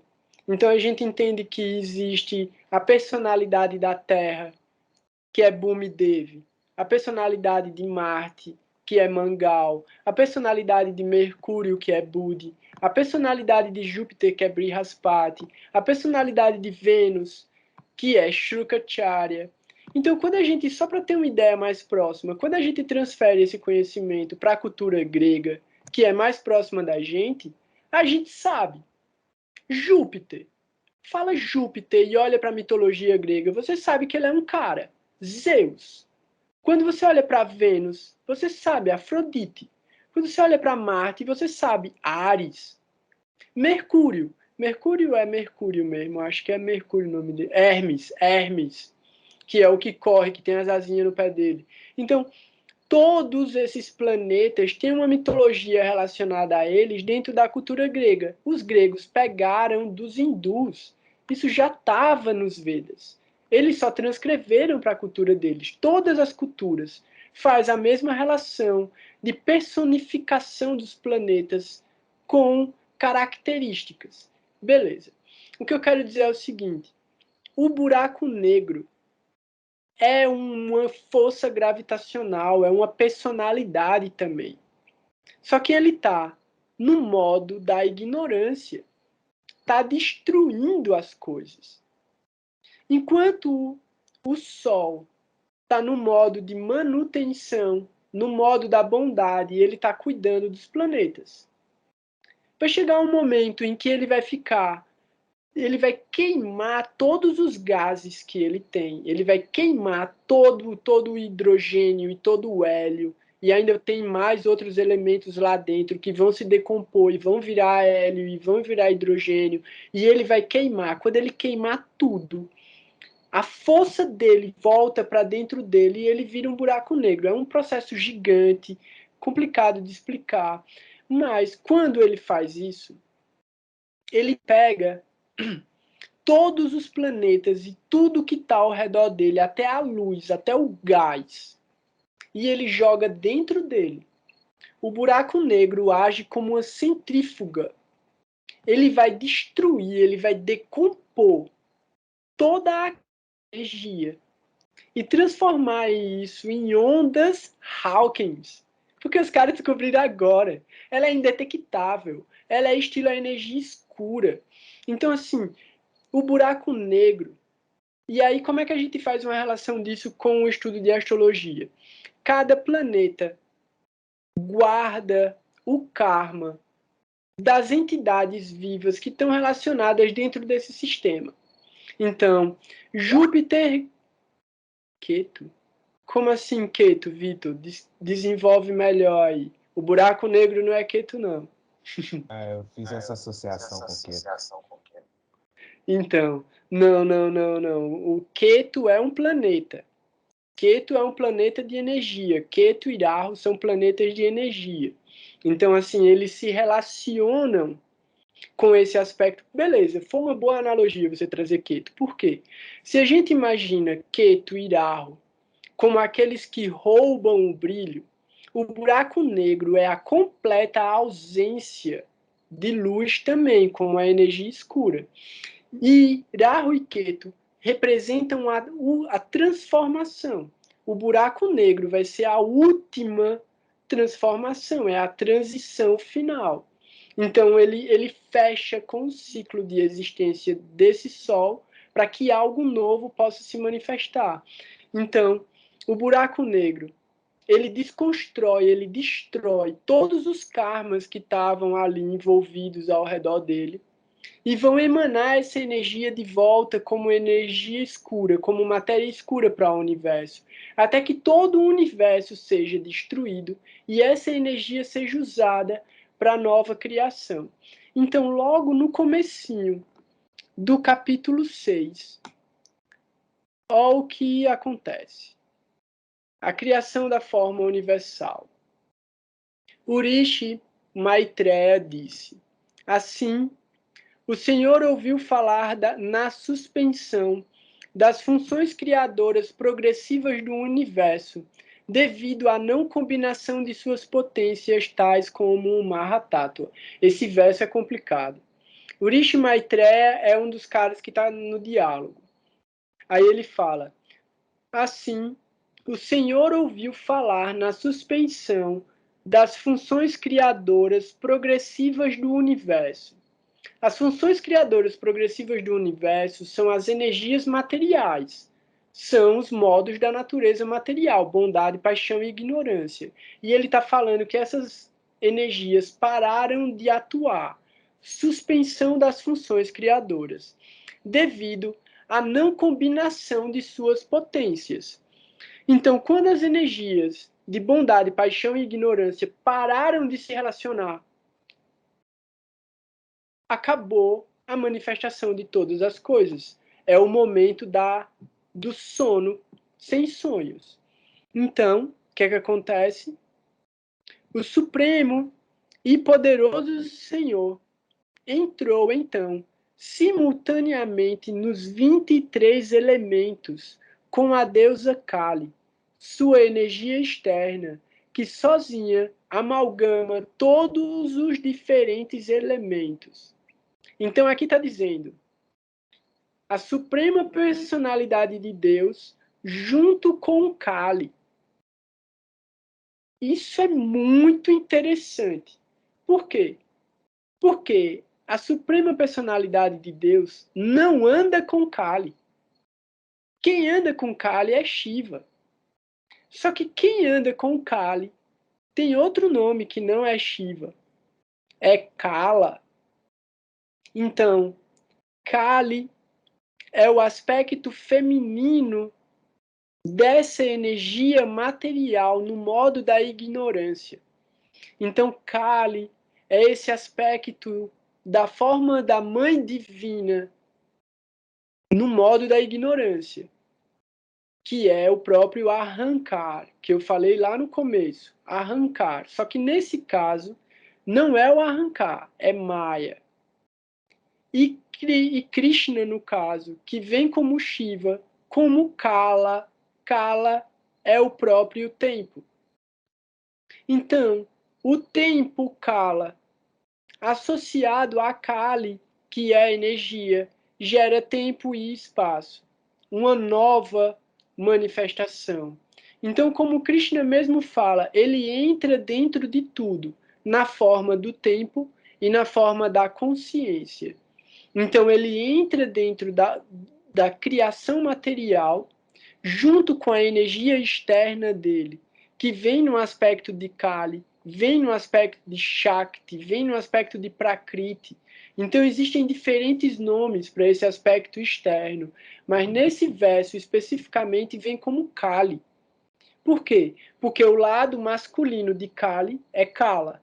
Então, a gente tem Kali como essa energia material que vai para a destruição, porque quando é criado, inevitavelmente vai ser destruído, e o que vai causar a destruição é Kala, é o próprio tempo. Então, e aí fala, né, e Kali, em Kali estão todos os 23 elementos da criação. Então, ela é a própria energia que vai se manifestar sobre todas as coisas. E aí tem um outro conceito científico muito legal em relação a isso, que é matéria escura e energia escura. E Krishna significa escuro. Kali significa a negra. Então a gente entende, tipo, o que é indiferenciado, o que é, tipo, completamente sem forma e sem identidade, mas que vai se manifestar em alguma coisa, já estava escrito nos Vedas também. A matéria escura, a energia escura e o próprio tempo e a própria gravidade. Então, entra o tempo e entra a gravidade dentro da matéria e dentro da energia para que todas as coisas... Aí agora eu estou dando spoiler, é o próximo verso. Deste modo, quando a personalidade de Deus entrou nos elementos através de sua energia, todas as entidades vivas foram reanimadas para executar diferentes atividades, assim como uma pessoa dedica-se a seu trabalho após despertar do sono. É exatamente o que eu expliquei antes. É um monte de zumbi que vai levantar? Não, é consciência, é a alma que acorda. E quando ela acorda, ela vai entrar dentro do corpo respectivo ao karma que ela carrega. Ela já acorda com a pecinha dela pronta, porque ela já carrega karma. Esse karma foi dissolvido durante a destruição do universo, mas ele faz parte da alma individual. Quando ela acorda, como fala o verso, quando ela acorda, ela dedica-se a seu trabalho como se tivesse despertado após um sono. Então, é matemático o processo. A energia ela continua se manifestando infinitamente. Então, quando os 23 elementos principais foram postos em ação pela vontade do Supremo, a gigantesca forma universal, ou corpo Vishvarupa do Senhor, veio à existência. Então, assim, aí vai ficar muito mais maluco, que ele vai começar a falar sobre cada parte do corpo que se manifesta, sobre cada Deus controlador de cada uma dessas partes do corpo e o que é que vai se manifestar no universo material a partir de cada parte do corpo. Então, assim, é muito legal, só que vai ficar meio difícil. Então, assim, o que eu queria, fazendo uma retrospectiva do que a gente conversou hoje, o que eu queria deixar muito claro é o seguinte: a gente é uma alma, a gente está ocupando um corpo material, Esse corpo material está condicionado pelo próprio karma das suas ações anteriores a tempo, lugar e circunstância. Essas circunstâncias vão acontecer de acordo com o karma que a gente já carrega.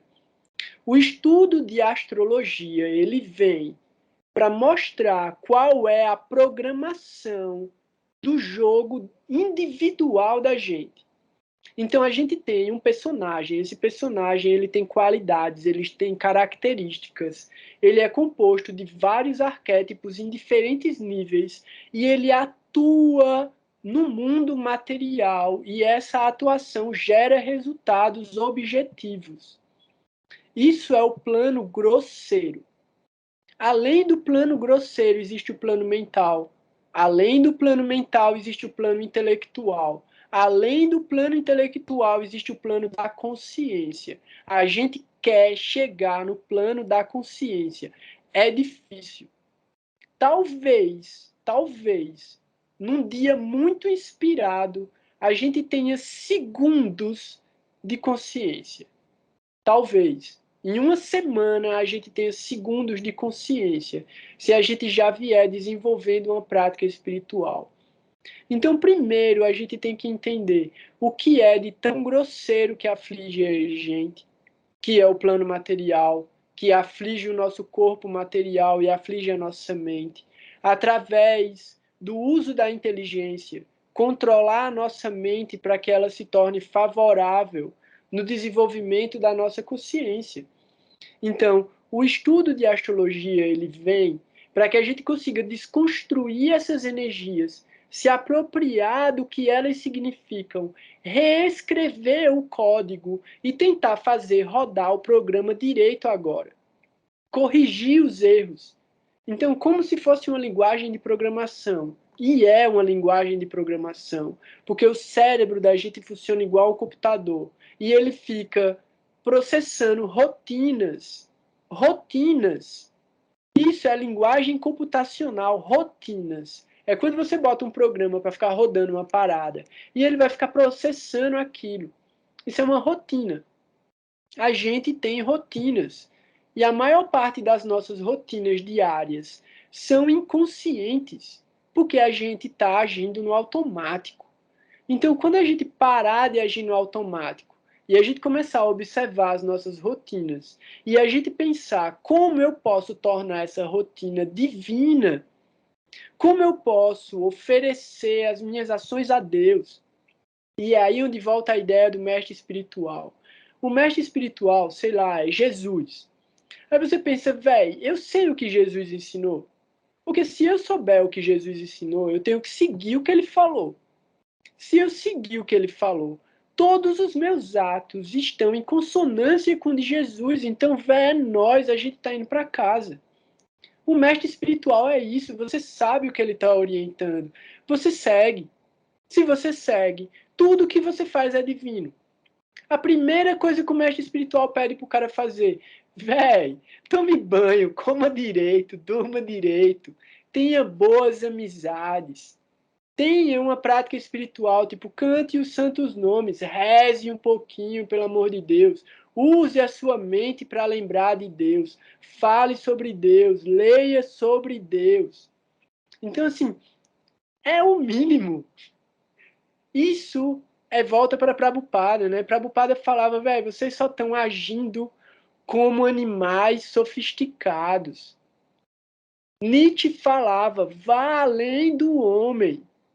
A gente se reduziu a uma vida medíocre de animais idiotas, tá ligado? Tipo, um bando de animal retardado. Então a gente tá vivendo desse jeito, a gente tem que despertar para uma realidade de consciência, de conexão com o que há de mais elevado. Então esse estudo é para isso. Então, assim, velho, desculpe se alguém tiver querendo virar astrólogo. Desculpe se alguém tiver querendo aprender o número da Mega Sena, ou a melhor hora de trocar de carro, ou de casar de novo. Velho, não é comigo. A gente vai estudar a ciência da alma. E a ciência da alma, ela é baseada nesses conceitos transcendentais, espirituais. E é para isso que a gente vai estudar. Então, vamos procurar aprender sobre esses códigos, sobre esses condicionamentos, através da luz dos mestres espirituais. Então, assim, acabou que a gente tinha conteúdo de efeméride para falar. A Parama estava com um monte de coisa para falar, mas já está tarde, acho que a galera está com sono. Se alguém quiser ficar, não sei como é que vocês estão de tempo, de sono, tem umas coisas legais sobre as efemérides, só para a gente se localizar. Então, alguém tem dúvida? Alguém quer fazer alguma pergunta? Alguém quer que eu pare? Alguém quer sair correndo? Alguém quer beber água? Parama, ajuda aí. Só que, Gora, não é muita coisa da galera, não? Vai falar de efeméride mesmo? Então vamos deixar a efeméride para a semana que vem, porque Júpiter ainda vai estar no mesmo lugar. Eu acho. Então a galera Alexandra tá no padre. Alexandre, tá aí. Alexandra tem a lua em Shravana? Oi, tô aqui. Vocês estão me ouvindo? Agora tô. Onde tá tua lua, Alexandra? Qual a nakshatra? Shravana. Então, eu vou falar só rapidinho aqui que Mercúrio está em Shravana. E aí, Mercúrio é um planeta que está associado com a lógica, e ele não fica muito confortável em Shravana por causa da quantidade de emoção que tem aí. É uma nakshatra regida pela Lua, né? E aí, você tem a Lua aí, você já imagina e experimenta o que é isso. Mas a dica é para até a semana que vem, quando a gente vai falar mais de Mercúrio. Desculpe. A gente vai falar mais sobre Mercúrio, movimento retrógrado, direto, enfim. Mantra, estudar mantra, ouvir mantra, escrever mantra, cantar mantra, ajuda muito a segurar até a semana que vem. Se alguém sentir que está muito desafiador, esse equilíbrio entre intuição e lógica. É só uma dica para essa semana.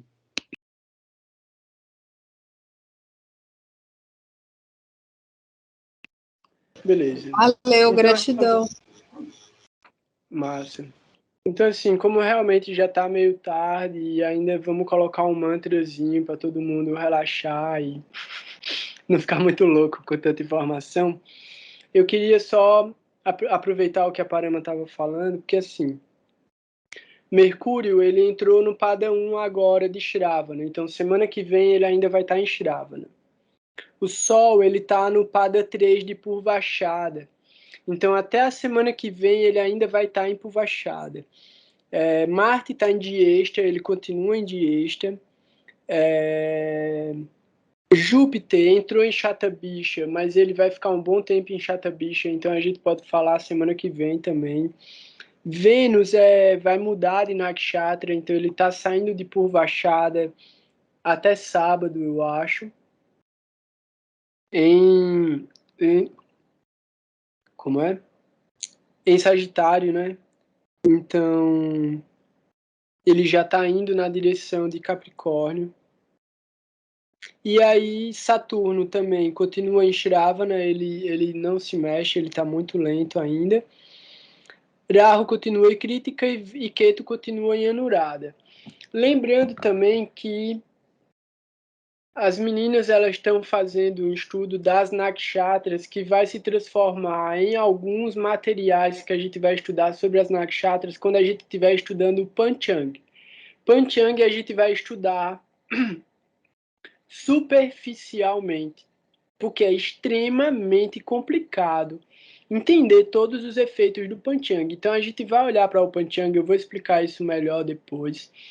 Panchang vai ser uma direção pela qual a gente vai poder fazer o nosso próprio horóscopo, acompanhando o movimento da Lua pelas nakshatras e essa distância entre o Sol e a Lua no movimento de 360 graus que ela faz em 30 dias, que é o ciclo lunar normal. Eu vou também na próxima quarta trazer uma explicação sobre os calendários e os marcadores temporais, porque eles são diferentes. Tem o calendário solar, tem o calendário lunar, tem o calendário tropical, que é esse calendário gregoriano, esse calendário que tipo tem 1º de janeiro e esses meses, e tem outros calendários, e a gente vai entender como é que eles funcionam. É isso. Eu não... fala, Parama. Então, posso fazer uma propaganda? Tem lá uma página no Insta que eu estou fazendo, que está colocando um pouco das efemérides. Então, tem lá Júpiter em Shatabisha, tem Mercúrio em Shravana, alguma coisinha tem. Aí nos hashtags também tem menções que dá para ir estendendo o estudo. A ideia é ser um apoio para as nossas aulas aqui e um suporte para o estudo das nakshatras. É isso. Obrigada. É muito bom, viu, pessoal? Segue a Parama, que ela realmente é maravilhosa. E vê os stories dela também, porque ela não põe só no feed, ela põe nos stories também. Tem que seguir. Valeu. Do jeitinho que a gente combinou. Obrigada. Então, vê se eu escrevi certo aí, @ParamaBhakti, eu não sei se eu escrevi certo. Coloca aí no chat. Então, mais uma vez, eu fico muito feliz mesmo de estar aqui junto com vocês, assim, a oportunidade que vocês me dão de falar sobre o conhecimento védico é única, então eu agradeço muito pela atenção e pelo afeto mesmo de dar esse tempo para a gente ficar aqui e eu ficar falando feito um louco esse tempo todinho. Então, eu não tenho mérito nenhum desse conhecimento, todo esse conhecimento veio dos mestres espirituais, então eu só estou tentando transmitir eles de uma maneira que faz sentido para mim, e se não fizer sentido para vocês, vocês me questionem, porque aí eu vou poder tentar esclarecer da forma que eu também consegui alcançar, senão eu vou tentar alcançar essa resposta. Então, todos os méritos, todas as glórias são para os mestres espirituais, para Srila Gurudeva, Srila Sridhara Maharaj, Srila Prabhupada e todos da Associação Discipular, e para os mestres que vivem no coração de cada um de vocês. Então, mais um ano vem aí, a gente tem um monte de desafio para passar, e a experiência que eu tenho é de que quanto mais junto a gente tiver, mais fácil a gente vai passar por tudo isso. Então eu vou colocar um mantra, que é um mantra de Nishinradeva, que é uma forma de Deus como o protetor dos devotos. Então ele não vai deixar que nenhum inimigo e nenhum obstáculo seja maior do que aquilo que a gente consegue superar. Então ele, se necessário, vai realmente colocar a gente no braço e passar a gente por cima de qualquer coisa. Então, minhas reverências a todos. Me perdoem se eu cometi qualquer ofensa. Espero encontrar vocês aqui semana que vem e a gente vai continuar com o conhecimento filosófico que dá base para o estudo de astrologia. Abração, galera.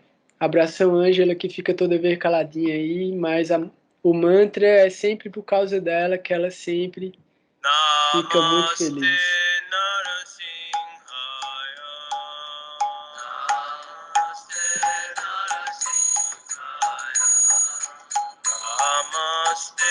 Narasimhaya. Namaste Narasimhaya.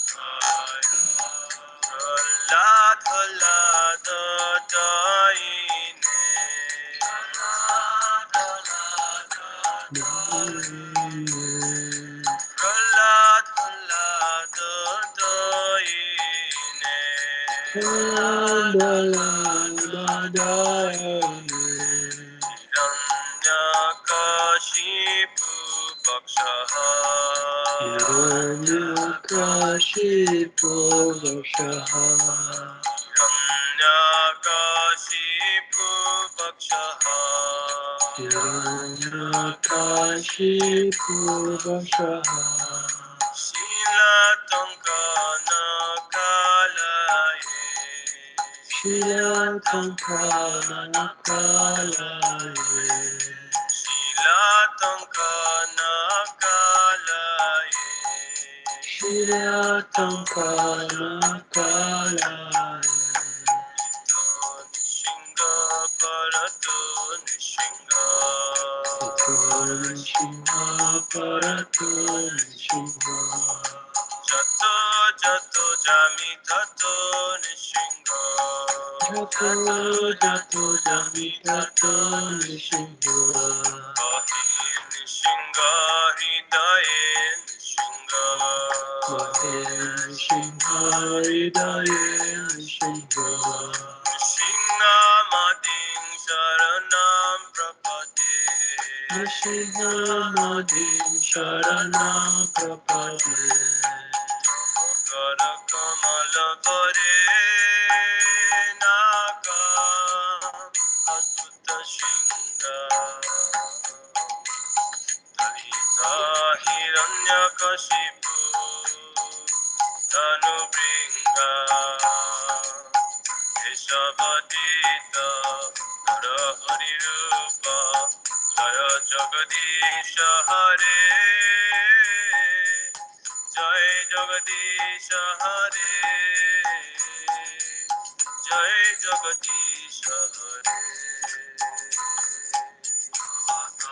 Kamala Hare Nakam Adhuta Shinga.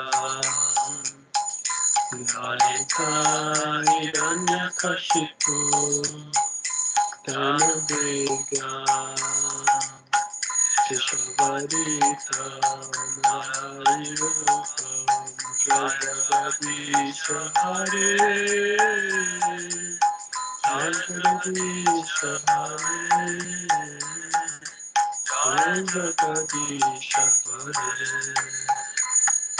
Keshavadita Narahari Rupa Jaya Jagadisha Hare. Jai Jagadisha Hare. Jai Jagadisha Hare. Keshavadita Narahari Rupa Jaya Jagadisha Hare. Jai Jagadisha Hare. Jai Jagadisha Hare. Nrsimhadev, Nrsimhadev, Nrsimhadev, Jaya Nrsimhadev.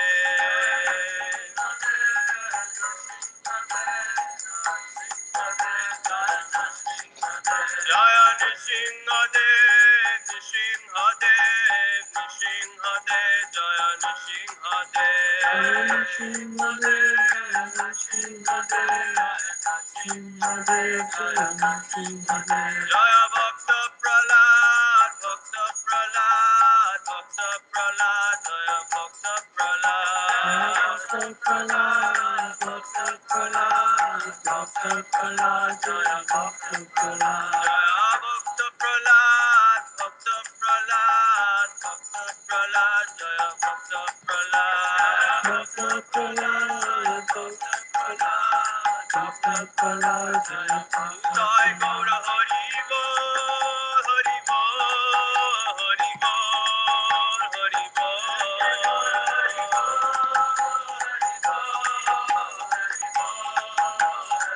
Jai Gaura Hari Bol, Hari Bol, Hari Bol, Hari Bol.